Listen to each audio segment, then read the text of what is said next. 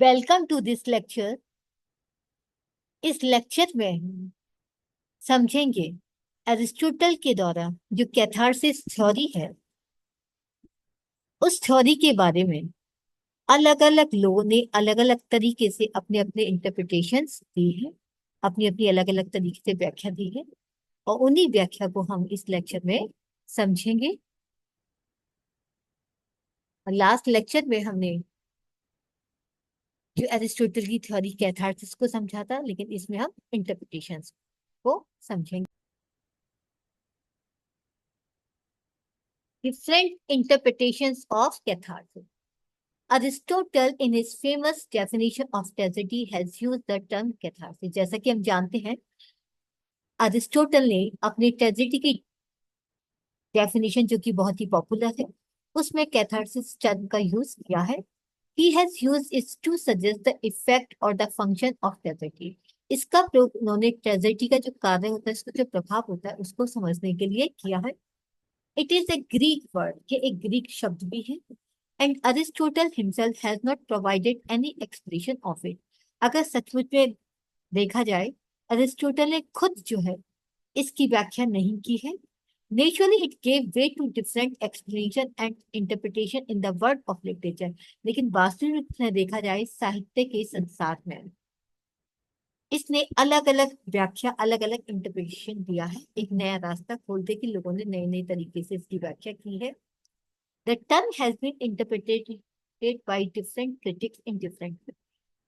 इस टर्म की अलग अलग तरीके से अलग अलग लोगों ने, अलग अलग आलोचकों ने इसकी व्याख्या की है।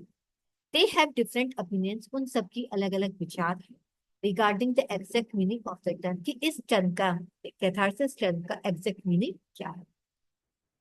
Each critic takes some aspects of it into consideration. कुछ लोग कुछ पहलू मानते हैं अपने अपने विचारों के according to. The traditional critics emphasize the emotional aspects of catharsis. जो ट्रेडिशनल क्रिटिक्स हैं, जो परंपरागतवादी जो आलोचक हैं, वो कैथारसिस के भावात्मक पहलू पर जोर डालते हैं। Whereas the modern critics analyze it from the intellectual point of view, जबकि आधुनिक जो आलोचक हैं वो हमेशा इसके बौद्धिक रूप के आधार पर इसको इंटरप्रिटेट करते हैं। Scholars have suggested religious, moral, medical, psychological and aesthetic interpretation of it. जबकि कुछ विद्वान ने इसको धार्मिक रूप में, नैतिकता रूप में, साइंस के रूप में, मनोवैज्ञानिक रूप में और सौंदर्यता के रूप में अलग अलग तरीके से इसको इंटरप्रिटेट किया है।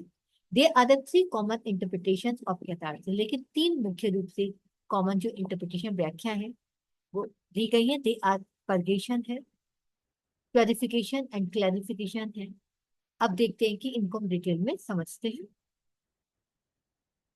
The purgation theory, the purgation का मतलब है शुद्धिकरण। The purgation theory interprets catharsis in medical terms. इसका मतलब है हम साइंस के रूप में, मेडिकल के रूप में कैथारसिस टर्म को समझना। It is a medical metaphor, इसे मेडिकल मेटाफर भी कह सकते हैं। इन medical terms, specially in the older science, हम पुराने साइंस की बात कर रहे हैं, आज के साइंस की बात नहीं कर रहे, आधुनिक साइंस, बल्कि पुराने टाइम के साइंस की बात कर रहे हैं मेडिकल टर्म्स में। Purgation, purgation mean the removal of excess और unnecessary elements from the body. हम मेडिकल अगर साइंस में बात करें, विज्ञान के क्षेत्र में बात करें, तो देखते हैं कि शरीर में जो कुछ अनावश्यक जो तत्व होते हैं उन सबको हटा देना है। यानी मेडिकल टर्म परवेशन का मतलब होता है अगर हमारी बॉडी के अंदर कुछ अनावश्यक तत्व अगर आ जाए, किसी चीज की अधिकता अगर हो जाती है, उसको हटाना मेडिकल टर्म परवेशन का मतलब है। The health of body depend upon A true balance of all element. हमारी जो बॉडी है उसका जो स्वास्थ्य है, शरीर का जो स्वास्थ्य है, वो हर प्रकार के तत्व के एक सच्ची बैलेंस के ऊपर आधारित होता है। यानी हमारी बॉडी में हर एलिमेंट्स के साथ एक बैलेंस, एक संतुलन होना चाहिए। जब कोई भी तत्व की एक्सेस हो जाती है, अननेसेसरी हो जाता है, तो उसको हटा करके एक बैलेंस बनाया जाता है। ये काम होता है परवेशन थ्योरी का। If they are in excess, यदि कोई भी एलिमेंट एक्सेस हो जाता है, अधिकता हो जाती है उसकी, it is suggested to provide an outlet, तो उसको एक आउटलेट दिया जाता है, यानी उसको उस एक्सेस को वहां से हटा दिया जाता है। In the same way the excess और unhealthy passions also need to be इसी तरीके से जब हमारे मन में या हमारे दिल में किसी चीज की एक्सेस हो जाती है, अधिकता हो जाती है, या हमारे पैशन अनहेल्दी हो जाते हैं, फॉस्फेट तक नहीं रहते, कुछ एक्सेस हो जाता है पेशेंट का, तब हमें उनको भी पर्स करने की आवश्यकता होती है, उनमें भी उनको सुधारने की, उनमें बैलेंस लाने की आवश्यकता होती है। Catharsis is thus a process of permission to such unhealthy emotion. और कैथारसिस जो है हमारे अनहेल्थी जो अस्वास्थ्य होता है, भाव है, हमारे जो भावना है, उनके बीच में एक परमिशन लाने की एक प्रक्रिया है, उनमें बैलेंस बनाने की एक प्रक्रिया है। Tragedy arouses emotions of pity and fear. Tragedy डर और दया के भावों को उत्पन्न करती है। Then it provides an outlet, और उनको उत्पन्न करके एक वहां पर आउटलेट लेके आती है। The excessive emotions are purged, और जो एक्स्ट्रा जो इमोशंस होते हैं वो पर्स किए जाते हैं, उनका शुद्धिकरण किया जाता है, उनको प्योरीफाई किया जाता है, रिमूव अवे फ्रॉम माइंड, और उस माइंड से उन सब चीजों को हटा दिया जाता है। It helps to create an emotional balance. इस तरीके से ये हमारे भावात्मक संतुलन को उत्पन्न करने में मदद करता है।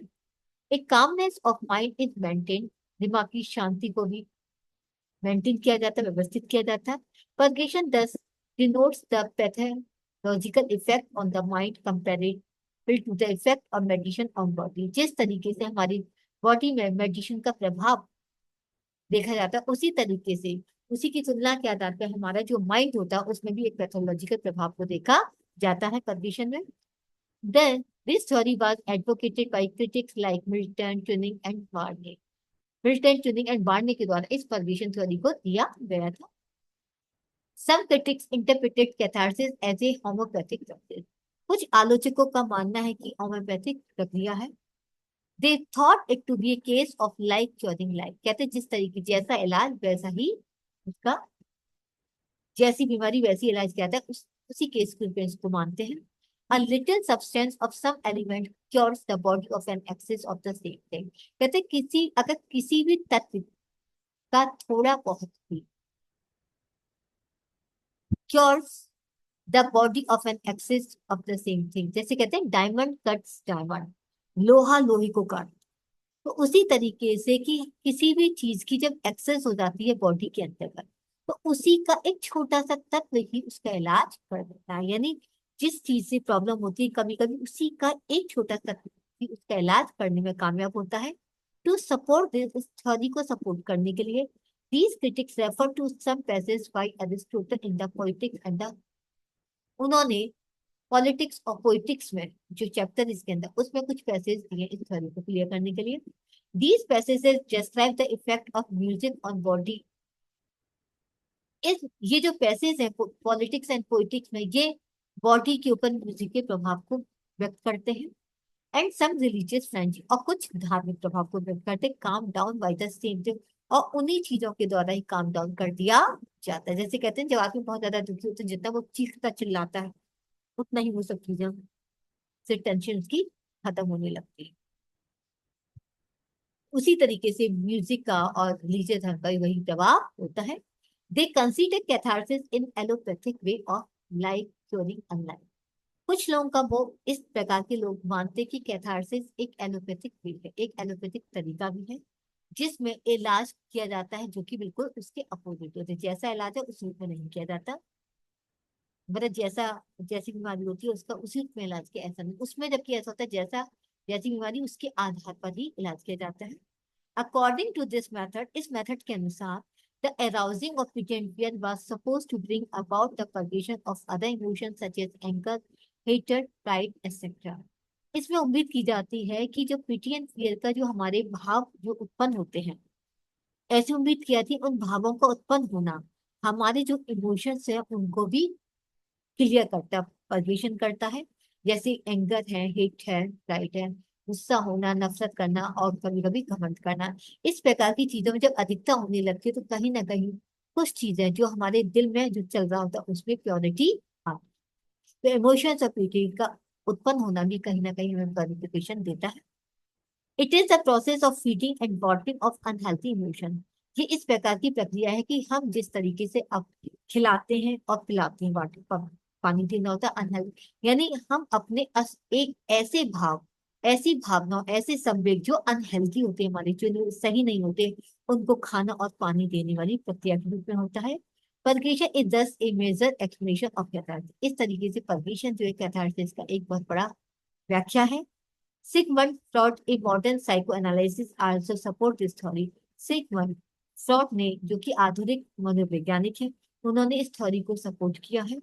He said, वह कहते, by helping patients to recall their painful childhood experience, neurosis can be cured. यानी उनका मानना है कि जो न्यूरोसिस जो प्रॉब्लम होती है, जो समस्या, जो बीमारी है, उसका इलाज किया जा सकता है। लेकिन कैसे किया जा सकता है कि दर्दनाक जो चाइल्डहुड एक्सपीरियंस होता है, यानी बचपन में कोई भी खतरनाक अगर अनुभव होता है, अगर हम उसको याद कराएं, उसकी सहायता से न्यूरोसिस वाले इलाज को किया जा सकता है। तो कभी कभी क्या होता है कि कई व्यक्ति भूलने की प्रवृत्ति होती है, तो उसको याद दिलाती है, या कोई चीज भूल जाए, मतलब कुछ ना कुछ ऐसी चीजें उसको याद दिलाई जाती है, और जिसकी वजह से उसको कभी कभी प्रॉब्लम होती है। लेकिन जब उन्हीं की तरफ धीरे धीरे लेके जाया जाता है, तो वहीं से वो चीजें उनकी सही हो जाती है। तो न्यूरोसिस की जो बीमारी है, जब हम उस व्यक्ति के बचपन की जो दर्दनाक वाली अनुभवों को अगर व्यक्त करने लगते हैं, उसको याद दिलाने लगते हैं, तो उसको न्यूरोसिस वाली प्रॉब्लम सॉर्ट आउट हो जाती है। तो ये थ्योरी उसी का काम करती है। नेक्स्ट है द प्योरिफिकेशन थ्योरी। एक ऐसी थ्योरी जहाँ जो प्योरिटी की तरफ लेके जाती है। Another interpretation of catharsis is purification है। Some critics like Humphrey House rejected the purgation theory in the medical sense of the term। उन्होंने हम्फ्री जो हाउस है, उन्होंने मेडिकल सेंस में इस जो पगेशन थ्योरी उसको रिजेक्ट कर दिया है, उसको वो नहीं मानते हैं। दे क्रिटिसाइज, वो आलोचना करते हैं, that theatre is not a hospital, कि थिएटर को हम हॉस्पिटल नहीं कह सकते, and the audience are not patient, और ना ही ऑडियंस को हम पेशेंट कह सकते। Humphry House advocated the purification theory. वो एक प्योरिफिकेशन थ्योरी की वकालत करते हैं, विच मीन्स मॉरल लर्निंग, जिसका मतलब है नैतिकता को सीखना, मॉरल इंस्ट्रक्शन, नैतिक निर्देश को समझना, और moral condition of the mind, और माइंड की नैतिक दशा को समझना। It is the idea of cleaning और क्लींसिंग ऑफ द सोल। हम दूसरे रूप में कह सकते हैं अपनी आत्मा को शुद्धिकरण करना, अपनी आत्मा की को स्वच्छ करना। Tragedy by arousing pity and fear brings back the soul to a balance state. वो कहते हैं कि ट्रेजेडी के जब पिटी एंड फियर जब अराउज होते हैं, वो हमारे लिए एक बैलेंस स्टेट को क्रिएट करते हैं, यानी उस स्टेट में हमें लेकर के जाते हैं जहां पर एक संतुलित अवस्था होती है। Tragedy thus tense and purifies the emotion. इस तरीके से ट्रेजेडी हमारे इमोशंस को प्रशिक्षण देती है और शुद्धिकरण बनाती है, and brings them to a balance state. फिर उन सब चीजों को एक जब वो शुद्ध कर देती है, जब क्लैरिटी कर देती है, कुछ सारी गंदगी को साफ कर देती है, तो वहां पर एक संतुलन क्रिएट होता है। The emotions are directed toward the right object. और हमारे जो इमोशंस होते हैं वो हमेशा हमें सही ऑब्जेक्ट को एट द राइट टाइम, सही समय पर हमारा दिशा निर्देश करते हैं। इन दिस वे, इस तरीके से we are made virtuous and good, और हम गुणवान और अच्छे बनते हैं, एक अच्छे गुण, एक अच्छी नैतिकता हमारे पास आती है। The purification theory is related to soul. इस तरीके से जो प्योरिफिकेशन थ्योरी है वो हमारी आत्मा से संबंधित है। As per purgation is related to body, जबकि पगेशन थ्योरी हमारी बॉडी से रिलेटेड है, वो बॉडी के जरिए इलाज की बात करती है, जबकि इसमें प्योरिफिकेशन में हम केवल आत्मा की शुद्धिकरण की बात करते हैं। तो क्रिटिक्स लाइक बचत, kernel and lacing have supported. उन्होंने हम्फ्री हाउस के साथ साथ इन लोगों ने भी इस प्योरिफिकेशन थ्योरी को सपोर्ट किया है। तो एक तरीके से क्लियर होता है, पर्गेशन थ्योरी हमारी बॉडी की क्लीननेस की बात करती है, बॉडी की बीमारी को दूर करती है, जबकि प्योरिफिकेशन थ्योरी हमारी आत्मा की बीमारियों को दूर करती है, आत्मा के अंदर एक संतुलन क्रिएट करती है अच्छे और बुरे के बीच। नेक्स्ट होता है द क्लैरिफिकेशन थ्योरी, स्पष्टीकरण। It is the third interpretation of catharsis. Catharsis का ये तीसरी व्याख्या है। It is advocated by critics like Leo Golden, O B Hardison and GES. इनके द्वारा इसकी वकालत की गई, इनके द्वारा ये क्लैरिफिकेशन थ्योरी बताई गई है। दे थिंक, वो सोचते हैं, that Aristotle was main concern with the intellectual effect, कि अरिस्टोटल का जो मेन कंसर्न था, जो मुख्य विषय था, यानी जो कहना चाहते वो था इंटेलेक्चुअल इफेक्ट, वो बौद्धिक प्रभाव को जानना चाहते। बौद्धिक प्रभाव से ही अरिस्टोटल का कैथार्सिस से मतलब है, and not the emotional effect of tragedy. वो किसी ट्रेजेडी के भावात्मक प्रभाव को नहीं जानना चाहते, बल्कि वो बौद्धिक प्रभाव को जानना चाहते। Tragedy is concern with the spectators understanding of the events of law. Tragedy जो ट्रेजेडी दर्शकों की, स्पेक्टेटर माने दर्शक, दर्शक की जो समझ होती है उस प्लॉट के अंदर जितनी भी घटनाएं घटित होती हैं उस घटनाओं को समझने की जो समझ है, ट्रेजेडी उससे रिलेटेड है। A tragedy presents some universal truths of human life through particular events and characters. Tragedy कुछ विशेष घटना और पात्रों के आधार पर के जरिए मानव जीवन में कुछ जो यूनिवर्सल जो सार्वभौमिक सच्चाई होती है, ट्रेजेडी उस सच्चाई को व्यक्त करती है। Watching a tragedy gives us joy, pleasure. जब हम ट्रेजेडी को देखते हैं तो वो हमें एक प्रकार की आनंद, एक प्रकार की खुशी देती है। It is called the aesthetic pleasure. इसे हम सौंदर्यात्मक प्लेजर कहते हैं, एक वो प्लेजर जिसे देखकर हमें खुशी होती है। Aristotle himself has said, Aristotle ने खुद कहा है, इफ वेल इमिटेट, ये अगर अच्छे तरीके से इमिटेट किया जाए किसी चीज को, पिक्चर्स को, इवन ऑफ कॉप्स, यहाँ तक कि शब्द को भी, एंड अगली क्रीचर और बुरे प्राणियों को भी, गिव अस प्लेजर, इसमें भी हमें खुशी मिलती थी। यानी अगर हम कभी कोई कहते हैं ट्रेजेडी मूवी देखते हैं, ट्रेजेडी हम नोवेल्स पढ़ते हैं, कोई भी चीज देखते हैं, तो वो ट्रेजेडी वाली चीजें भी हमें कहीं ना कहीं वो खुशी देती है। यानी किसी के साथ अगर गलत होता है तो कहीं ना कहीं वो हमें खुशी देती है। या फिर अगर आप एक चीज हम देख सकते हैं एग्जाम्पल, जब समाज में कुछ भी बुरा घटित होता है तो हम बहुत ज्यादा न्यूज़पेपर देखते हैं, न्यूज को सुनते हैं कि कहीं उससे संबंधित कोई न्यूज है क्या, क्योंकि वो कहीं ना कहीं हमें क्या हो रहा है वो हमें एक प्रकार की खुशी देती है। जितना हम एक्साइटेड उस न्यूज को देखने के लिए होते हैं, शायद और दिनों दूसरे दिन एक जो कॉमन डेज होते हैं उनकी उनसे कहीं ज्यादा हम एक्साइटेड होते हैं, तो कहीं ना कहीं एक प्रकार का हमें क्या मिलता है, एक खुशी मिलती है ट्रेजेडी के द्वारा भी। तो thus incident like a person blending himself, murdering his friend और a husband killing his wife would horrify us in routine life. देखा जाए इस तरीके से कोई भी घटना है जो एक व्यक्ति या अपने पर ब्लाइंड होता है, या वो अपने फ्रेंड का अपने फ्रेंड को मार देता, मर्डर कर देता है, या अपनी बीवी को मार देना, एक हस्बैंड या बीवी, तो इस तरीके की जो हॉरिफाइड जो डरावनी चीजें होती है वो हमें रूटीन लाइफ में क्या करती है, कभी कभी परेशान भी करती है। ये इस प्रकार की घटना इनसे जुड़ी होती है ट्रेजेडी से। If they are presented artistically, लेकिन इन्हीं घटनाओं को हम कलात्मक रूप से जब प्रस्तुत करते हैं, दे प्रोवाइड डिलाइट, तो हमें खुशी, एक प्रकार का प्लेजर देती है। It is this pleasure that tragedy gives, ये वही खुशी है जो हमें ट्रेजेडी देती है। According to the clarification theory, इस क्लैरिफिकेशन थ्योरी के आधार पर ही catharsis becomes an indication of the function of tragedy. Catharsis tragedy के एक कार्य का एक इंडिकेशन, एक इशारा बन जाता है, एक तरीका बन जाता है, and not of its emotional effect on audience. वो ऑडियंस के ऊपर इसके भावनात्मक प्रभाव को न देखकर एक बौद्धिक प्रभाव को देखते हैं कि उनके ऊपर असर क्या पड़ा उनकी बॉडी के ऊपर। It leads to an understanding of the universal law, ये हमें सार्वभौमिक जो नियम है उसकी समझ को बताता है, that governs the universe, जिससे पूरा ब्रह्मांड चलता है। Catharsis thus turns to be an intellectual process, इस तरीके से कैथारसिस जो एक बौद्धिक प्रक्रिया की तरफ लेकर चलता है। तो यानी परगेशन थ्योरी के अंतर्गत हमने देखा कि हम बॉडी के आधार पर एक बॉडीली इफेक्ट को देखते हैं जब, और बॉडी को ही शुद्ध करने की बात करते हैं, लेकिन प्योरिफिकेशन में हम आत्मा की शुद्धिकरण, आत्मा की स्पष्टीकरण की बात करते हैं, और क्लैरिफिकेशन में हम बौद्धिक प्रभाव देखते हैं कैथारसिस का। Some other interpretation, कुछ दूसरे भी interpretations हैं। Apart from these commonly accepted explanation, there are some other theories also. जो अभी हमने 3 theories पढ़ी, इनके अलावा भी कुछ और भी interpretations किए गए हैं। Some critics try to give the psychological interpretation of catharsis. कुछ लोग मनोवैज्ञानिक interpretation व्याख्या देते हैं catharsis word की। S.S. Butcher regards it as a refining process.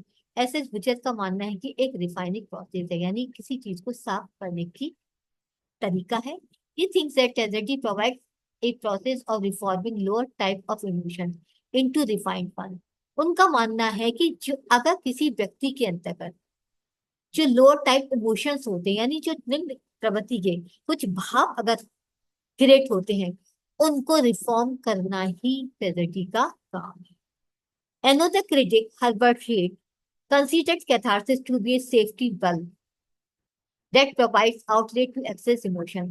Herbert read का कहना है कि कैथारसिस एक तरीके से सेफ्टी बल्ब का काम करता है, जो हमारे अंदर एक्सेस इमोशंस एक्सेस हो जाते हैं, कुछ अधिकता हो जाती है, उसको आउटलेट करता है, उसको सुधार देता है, बैलेंस में ला देता है। It results in the feelings of emotion. इस तरीके से भावनात्मक रूप से हमें हमें एक चैन की सांस लेते हैं, एक चैन की फीलिंग्स मिलती है, एक हमारी फीलिंग्स इमोशन जो रिलीफ हमें मिलता है भावनात्मक रूप से। I A Richards consider pity as an emotion to approach whereas fear is an emotion to retreat to withdraw. वो कहते हैं, आइए रिचर्ड्स का मानना है कि जो पिटी एक प्रकार का भाव है जहां तक हम पहुंचते हैं, अप्रोच करते हैं, जबकि फियर एक टू रिट्रीट यानी अलग करने का भाव होता है। पिटी हम दूसरों पर दिखाते हैं, जबकि फियर हमें दूसरों से अलग कर देता है। Tragedy brings these opposite emotion harmoniously together. और ट्रेजेडी इन दोनों ही जो भाव है पिटी एंड फियर के, वो अलग तरीके से लेकर के आती है, इनमें एक हार्मोनियस, एक बैलेंस बनाती है। इट क्रिएट्स ए बैलेंस, एक बैलेंस बनाती है, एंड इक्विलिब्रियम ऑफ माइंड, एक हमारे दिमाग का संतुलन भी क्रिएट करती है। फिर जो हम कह सकते हैं, as Aristotle himself has not provided any expression of catharsis. Aristotle ने खुद जो है कैथारसिस की कोई व्याख्या नहीं दी है। Critics very in interpretation, critics ने बहुत सारी अलग तरीके से इसकी व्याख्या दी है। There is no agreement as to what Aristotle real meant. लेकिन देखा जाए तो इन लोगों के बीच में कोई भी सहमति नहीं है कि एरिस्टोटल का इसका असली मतलब क्या था। The theories like purgation and purification relate catharsis to the psychology of the audience. जबकि जो पर्गेशन और जो प्योरिफिकेशन वाली जो थ्योरी है, वो ऑडियंस की साइकोलॉजी से ही संबंधित है। The clarification theory seems to be more acceptable. लेकिन क्लैरिफिकेशन वाली जो थ्योरी है वो ज्यादा एक्सेप्ट की गई है लोगों ने, because it focus on the work of art and not the audience. क्योंकि ये कला के कार्य के ऊपर फोकस करती है, ना कि ऑडियंस के कार्य के ऊपर। It is to be noted, ऐसा देखा जाता है, that Aristotle was writing on the art of poetry, कि एरिस्टोटल पोइट्री की कला के ऊपर लिख रहे थे, and not on psychology of the audience, ना कि ऑडियंस की साइकोलॉजी के ऊपर। इस तरीके से हमने जो थर्ड वाली जो क्लैरिफिकेशन थ्योरी, जो कला के कार्य के ऊपर आधारित, उसको ज्यादा इंपॉर्टेंस दी जाती। तो इस तरीके से हमने देखा कि जो ट्रेजेडी के अंदर जो कैथारसिस वर्ड दिया गया है, उसकी तीन मेन रूप में जो इंटरप्रिटेशन अलग अलग तरीके के गए हैं, लेकिन मेन तीन इंटरप्रिटेशन माने गए, पर्गेशन, थ्योरी, क्लॉरिफिकेशन एंड क्लैरिफिकेशन। क्योंकि एरिस्टोटल ने खुद अपनी तरफ से कोई भी एक्सप्रेशन नहीं दिया, लेकिन वो क्योंकि कला के कार्य के ऊपर कार्य कर रहे थे, तो हम ज्यादा फोकस उसको देते, ज्यादा इंपॉर्टेंस उसको देते हैं जो कला के कार्य के ऊपर आधारित होती है। पर्गेशन वो बॉडी के शुद्धिकरण की बात करती है, सॉरी, और प्योरिफिकेशन वो आत्मा की शुद्धिकरण की बात करती है, तो साइंस और इन सब से रिलेटेड होती है, साइकोलॉजी से रिलेटेड होती है। क्योंकि जो क्लैरिफिकेशन है वो कला के कार्य की तरफ एक बौद्धिकता, बौद्धिक इफेक्ट को दिखाती है। तो इस तरीके से हम पूरी तरीके से सपोर्ट करते हैं वो एरिस्टोटल की क्लैरिफिकेशन थ्योरी को ज्यादा इंपॉर्टेंस दी जाती है। तो इस तरीके से हमने देखा इस लेक्चर में कि कौन कौन सी थ्योरी है, किस तरीके से लोगों ने अपने अपने तरीके से इंटरप्रिटेट किया, अपनी तरह से व्याख्या किया। उम्मीद करती हूँ आपको ये लेक्चर समझ में आ गया होगा। और पिछले लेक्चर में हमने कैथारसिस को समझा था, पीट एंड पे का राइट बेस क्या होता है उसको समझा था। तो प्लीज उस वाले लेक्चर को भी देखना ना भूले, अगर नहीं देखा तो प्लीज आप पहले वाले पार्ट को जरूर देखें। Thank you very much. Please like और सब्सक्राइब करना ना भूलें।